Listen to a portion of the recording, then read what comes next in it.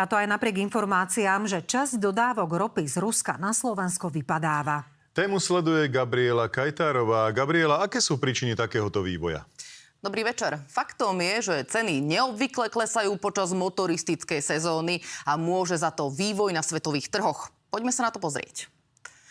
Na tomto grafe vy vidíte vývoj cien palív od začiatku roka. Benzín sme najdrahšie tankovali v apríli, naftu vo februári a oproti tomu je ich aktuálna cena nižšia o 10 až 15 centov za liter.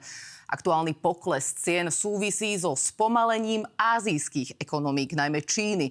To vyvoláva nižší dopyt po palivách. Ako to bude vyzerať ďalej, to zase závisí od diania na Blízkom východe. Aj pre obavy z väčšej vojny sa pokles cien zastavil.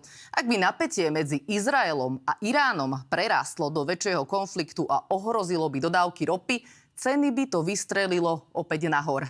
Na vývoji vidno aj to, že trhy zatiaľ nevnímajú komplikácie s dodávkami ropy od ruského Lukoilu do Maďarska a na Slovensko. Viac už povie analytik Dominik Happl. Zatiaľ si myslíme, že je na to príliš skoro, že tie rafinérie sú teraz dostatočne predzásobené. Samozrejme, všetko bude záležať od nejakých schopností a vyjednávacích pozícií, či už na strane vlády alebo na strane hlavných rafinérií na Slovensku.